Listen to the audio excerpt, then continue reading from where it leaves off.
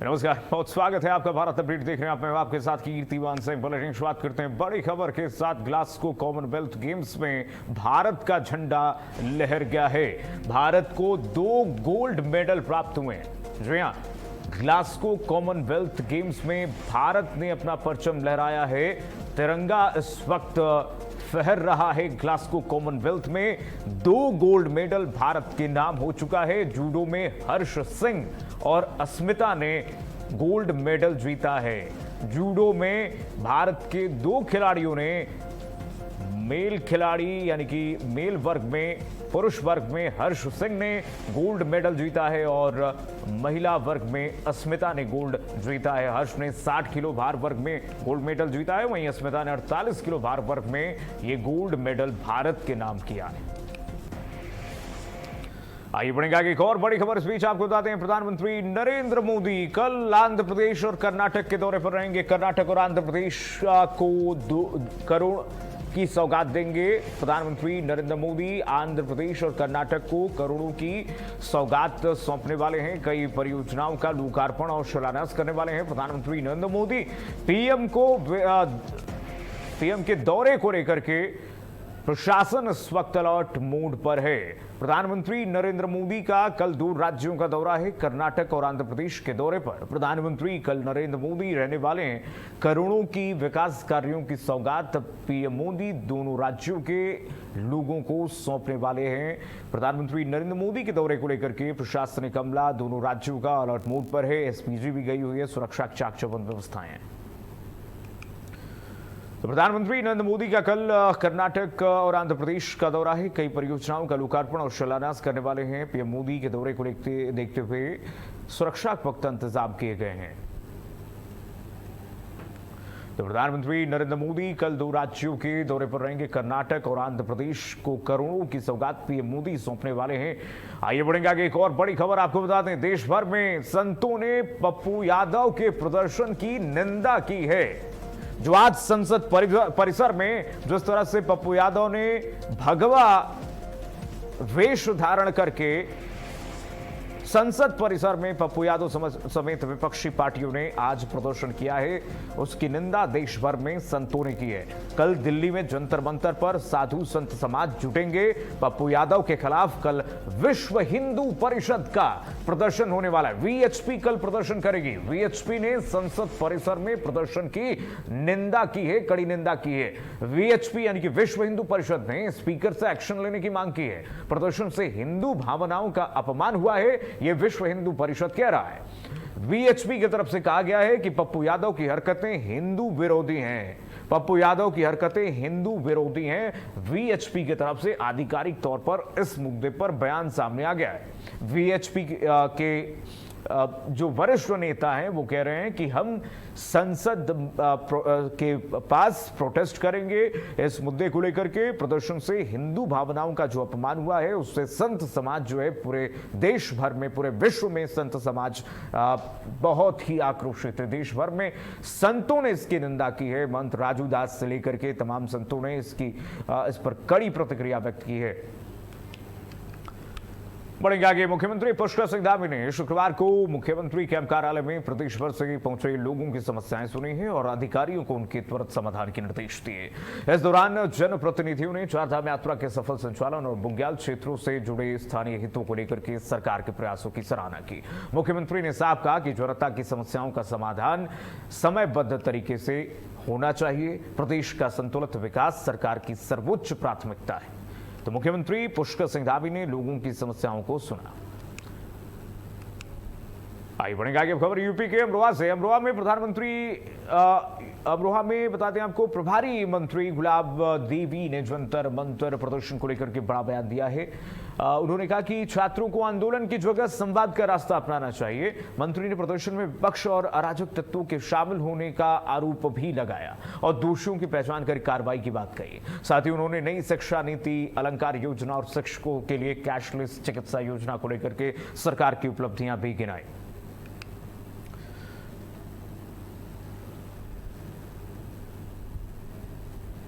तो प्रभारी मंत्री गुलाब देवी ने देखिए कहा कि उत्तर प्रदेश और केंद्र की सरकार, डबल इंजन की सरकार लगातार उत्तर प्रदेश के विकास के लिए कृत संकल्पित हैं। सीजेपी के प्रोटेस्ट पर उन्होंने कहा कि जो छात्र इसमें शामिल हुए थे उनको आंदोलन का नहीं बल्कि वाद संवाद का रास्ता अपनाना चाहिए था, जिसमें सभी अधिकारियों ने अपने अपने विभाग के संबंध में यहाँ पर बताया है और जो कुछ बताया है वो संतोषजनक है और दिन पे दिन कार्य प्रगति की ओर अग्रसर हो रहा है।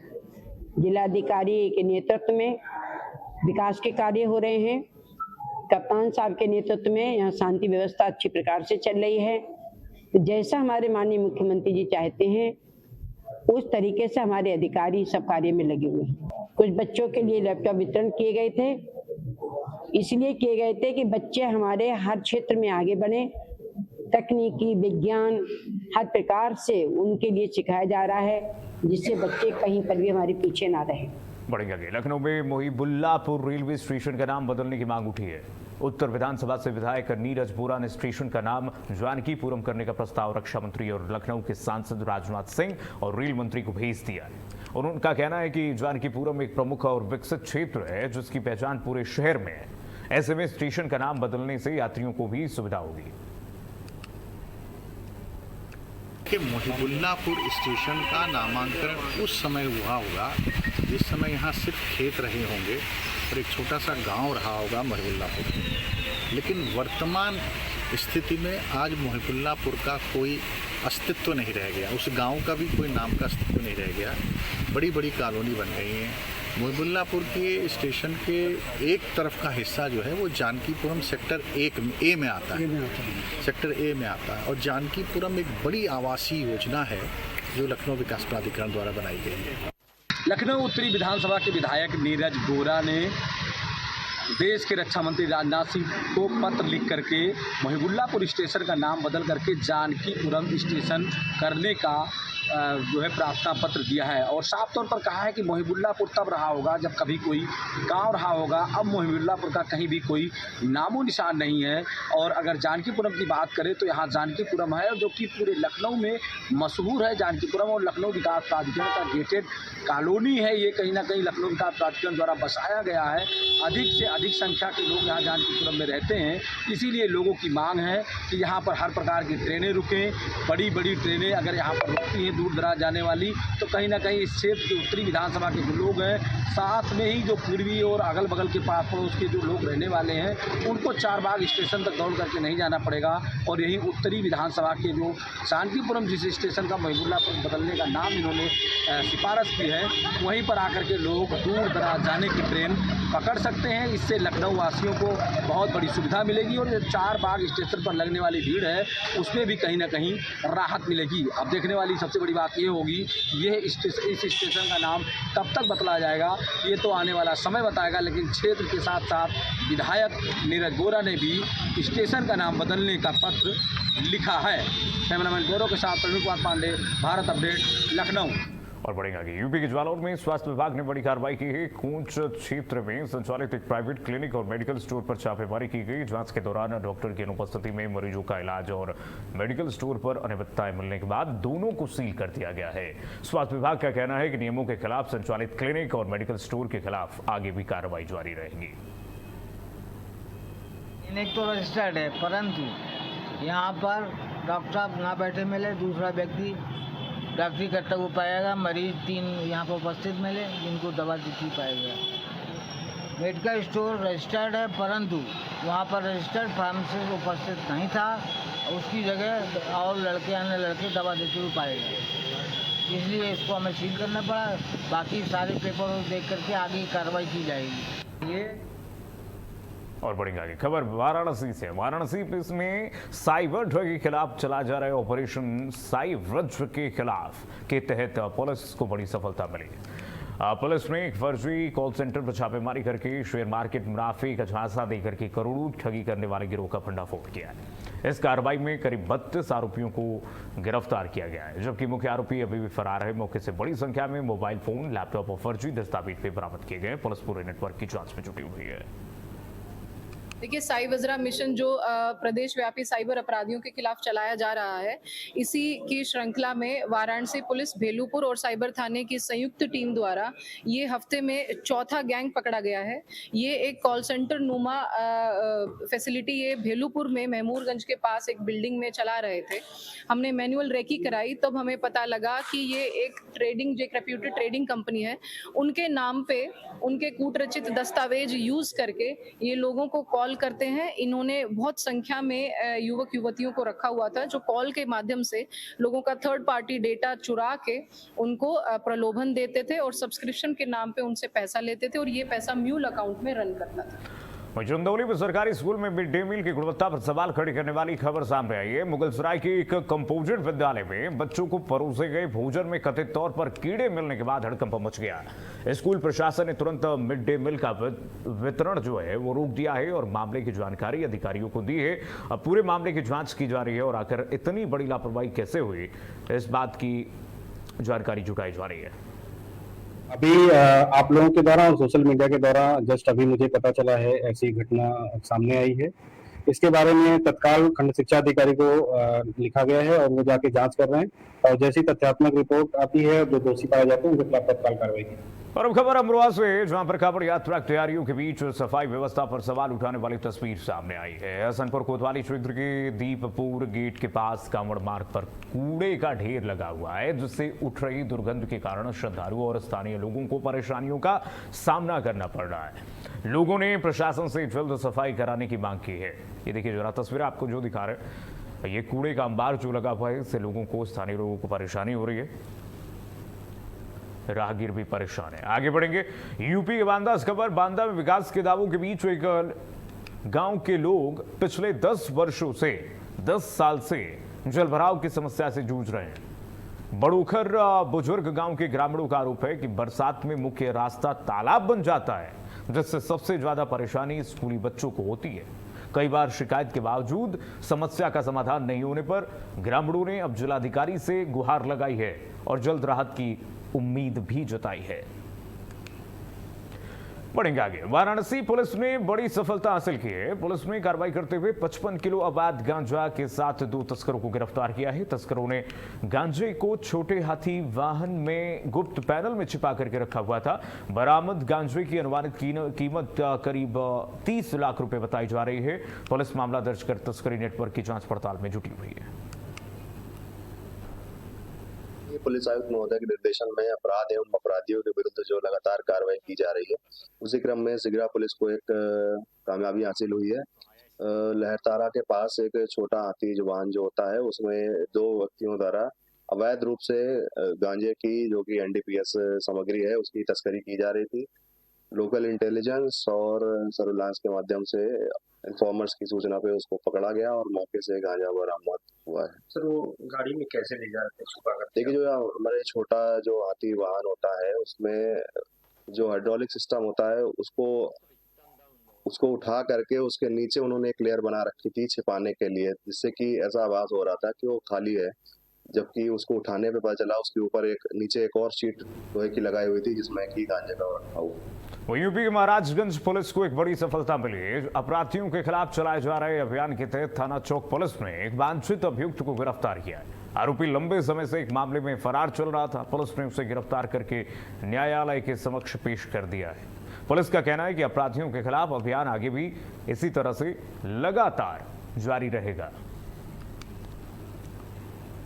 वहीं बिजनौर के बहुचर्चित प्रबल हत्याकांड में 14 साल बाद अदालत का बड़ा फैसला आया है। फास्ट ट्रैक कोर्ट ने मामले में दोषी पाए गए 7 आरोपियों को आजीवन कारावास की सजा सुनाई है। इसके साथ ही सभी दोषियों पर 1-1 लाख रुपए का जुर्माना भी लगाया गया है। कोर्ट ने मामले की जांच में लापरवाही बरतने वाले पुलिस अधिकारियों और विवेचकों की भूमिका की जांच के लिए डीजीपी को पत्र भेजने का आदेश दिया है। साल 2011 के इस मामले में प्रबल की हत्या के बाद शव को गंगा नदी में फेंकने का आरोप था। फैसले के बाद मृतक की बहन ने न्याय मिलने पर संतोष जताया है। लग पूरा जांच कराई, प्लस इसकी जो पूरे मुकदमे की पैरवी है उसके द्वारा की गई है। इसमें बाद में उसकी माता जी की डेथ हो गई थी। वो इस सदमे से बहुत ज़्यादा परेशान थी, पीड़ित थी, और उसके बाद उनकी भी इसमें डेथ हो गई थी। लड़की ने 14 साल का पूरा अपना संघर्ष के साथ इसमें मुकदमा किया। माननीय न्यायालय ने आज DJFTC सेकेंड कोर्ट है हमारी माननीय न्यायालय की, उसमें इसका डिसीजन आया। परसों सबको गिल्टी होल्ड किया गया था, साथ के साथ एक्यूज को, जो पुलिस ने चार्जशीट 7 के खिलाफ लगाई थी। आज उसमें ऐतिहासिक जजमेंट देते हुए सभी को आजीवन कारावास 302 में और 1 लाख प्रति एक्यूज को 1 लाख रुपए का जुर्माना हर व्यक्ति को। बहुत बहुत थैंकफुल हूँ जज साहब का कि बहुत बारीकी से एक चीज पढ़ी और बहुत अच्छा रिजल्ट दिया। मेरा भाई तो बहुत तड़प के गया, मेरे पापा भी बहुत गए, उसे तो बहुत बुरी तरह मारा मेरे भाई को इन लोगों ने, लेकिन ये उसके आगे तो कोई सजा भी नहीं थी, सही बताऊं फांसी भी कम थी। लेकिन ये है कि मैं फिर भी संतुष्ट हूँ आज बहुत ज्यादा। और दूसरी बात ये है कि वकील साहब ने भी पूरी बहस में सब में मेरे बिहाफ पे जो बोले बहुत अच्छा बोले और ईमानदारी से मेरा केस पकड़े रखा है एंड तक। मतलब मैं इनका भी बहुत ज्यादा थैंकफुल शुक्रिया अदा करती हूँ। वहीं यूपी के अम्बेडकर नगर में पुलिस को बड़ी सफलता मिली है। टीम ने अंतर्राज्यीय शराब तस्करी का भंडाफोड़ किया है। मौके से 211 लीटर अवैध अंग्रेजी शराब बरामद की गई है। पुलिस ने उनके कब्जे से करीब 211 लीटर अवैध अंग्रेजी शराब, एक टोयोटा रोमेनियन कार और 3 एंड्रॉयड मोबाइल फोन, साथ ही 1240 रुपए नकद बरामद किए। पुलिस के अनुसार पूर्वांचल लिंक एक्सप्रेसवे के पास नियमित वाहन चेकिंग अभियान के दौरान संदिग्ध कार को रोक करके तलाशी ली गई। जांच में बड़ी मात्रा में अवैध अंग्रेजी शराब बरामद हुई है। पूछताछ में पता चला है कि शराब चंडीगढ़ में बिक्री के लिए अधिकृत थी, जिसे अवैध रूप से बिहार लेकर जाया जा रहा था, जो ड्राई स्टेट है। बढ़ेंगे आगे। यूपी गाजियाबाद में हुए ब्लाइंड मर्डर का पुलिस ने खुलासा कर दिया है। मसूरी थाना पुलिस और ग्रामीण जोन सर्विलांस टीम ने हत्या के मामले में मृतक के सगे भाई को गिरफ्तार किया है। पुलिस के मुताबिक सीसीटीवी फुटेज, सर्विलांस और मैनुअल इनपुट के आधार पर आरोपी तक पहुंच बनाई गई। पूछताछ में कर्ज और पैसों के विवाद में हत्या का मामला सामने आया है। पुलिस ने वारदात में इस्तेमाल किया गया खून से सना हुआ सीमेंटेड पत्थर भी बरामद कर लिया है। सूरी अंतर्गत दिनांक 26 जुलाई 2026 को फ्लाईओवर के नीचे, डीएमई फ्लाईओवर के नीचे इन्वेंटेक कॉलेज के पास एक अज्ञात शव मिलने की सूचना प्राप्त हुई। सूचना पर थाना पुलिस द्वारा तत्काल मौके पर पहुंचकर शव को पोस्टमार्टम हेतु भेजा गया। शव के चेहरे पर चोट के निशान थे तथा शव की शिनाख्त के लिए थाना पुलिस द्वारा 3 टीमों का गठन किया गया, जिनके घटना के सफल अनावरण हेतु सभी को जो है टीमों को निर्देशित किया गया। और शव की शिनाख्त मोनू सिंह के रूप में हुई, जिसकी उम्र करीब 42 साल है, जिसकी हत्या उसके भाई सुखबीर द्वारा की गई थी, जो उनके साथ उन्होंने सम्मिलित रूप से एक ट्रैक्टर खरीदा था। ट्रैक्टर के संबंध में दोनों भाइयों में विवाद हुआ था। विवाद को लेकर छोटे भाई ने बड़े भाई की पत्थर से सर कुचलकर हत्या कर दी थी। यूपी के आगरा में पहचान से जुड़ी ठगी का एक मामला सामने आया। पीड़ित का कहना है कि किसी अज्ञात व्यक्ति ने उसके आधार और पैन कार्ड का गलत इस्तेमाल करके करीब 4 लाख रुपए का फर्जी लोन ले लिया। आरोप है कि नौकरी दिलाने के बहाने उसके दस्तावेजों का दुरुपयोग किया गया। अब रिकवरी एजेंसी लगातार फोन करके लोन की रकम जमा करने का दबाव बना रही है। पीड़ित का कहना है कि उसने कभी भी किसी बैंक से लोन या क्रेडिट कार्ड के लिए आवेदन नहीं किया। शुरुआती जानकारी के मुताबिक गुरुग्राम और बेंगलुरु के पते का इस्तेमाल कर ये धोखाधड़ी की गई हो सकती है। पीड़ित ने एक्सिस बैंक और संबंधित रिकवरी बैंक कंपनी को ईमेल के जरिए शिकायत भेज दी है। शहर में तमाम तरह से साइबर क्राइम लगातार बढ़ता जा रहा है। साइबर अपराधी लगातार नए नए तरीके से लोगों को अपना निशाना बना रहे हैं। तो एक व्यक्ति है मेरे साथ, उनके साथ भी नए तरीके से एक साइबर फ्रॉड हुआ है। इनसे बातचीत करेंगे। आप भी बताइए। मेरा नाम अजय कुमार है और मेरे साथ बहुत बड़ा क्राइम हुआ है। फ्रॉड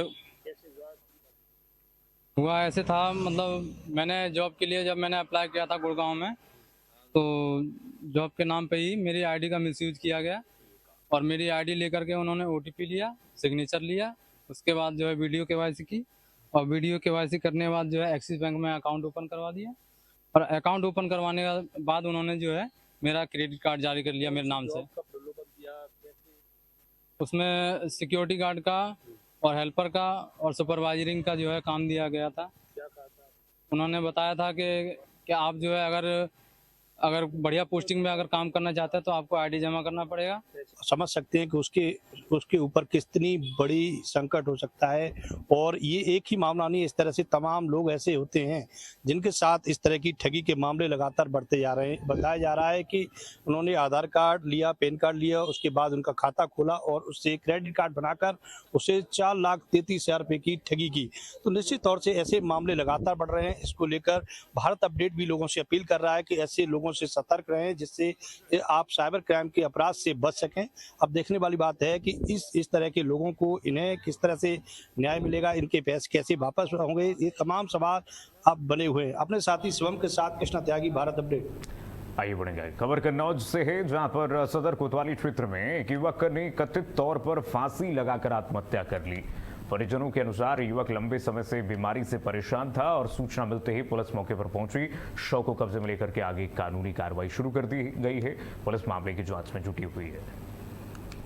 बढ़ेंगे आगे खबर यूपी के बदायूं से है, जहां पर एक स्कूल परिसर में छात्रों के बीच खूनी संघर्ष हो गया।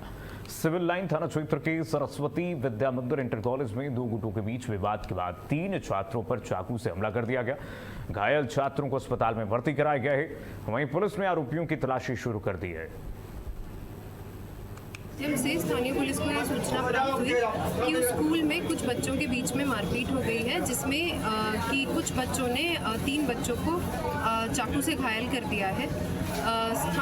स्कूल के प्रशासन के द्वारा इसमें तुरंत उन बच्चों को यहाँ जिला अस्पताल लाया गया और इलाज दिलवाया गया।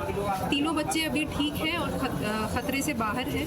स्कूल के द्वारा ही इस पूरे प्रकरण में 2 बच्चों को चिन्हित किया गया है, जिनसे अभी स्कूल और स्थानीय पुलिस के द्वारा पूछताछ की जा रही है। इसमें जो भी तहरीर प्राप्त होती है उसके यूपी कानपुर के रावतपुर थाना क्षेत्र में काम कर रहे दिहाड़ी मजदूर की करंट लगने से मौत हो गई। मृतक के परिजनों का आरोप है कि पेंट का काम कराने लाए मजदूर से धोखे से लोहे की वेल्डिंग करा दी गई और बिजली चालू होने की बात छिपाई गई, जिस कारण करंट लगने से मजदूर की मौत हो गई है। पुलिस ने शव को पोस्टमार्टम के लिए भेज करके जांच शुरू कर दी है। वहीं परिजन पुलिस पर कार्रवाई न करने का आरोप भी लगा रहे हैं।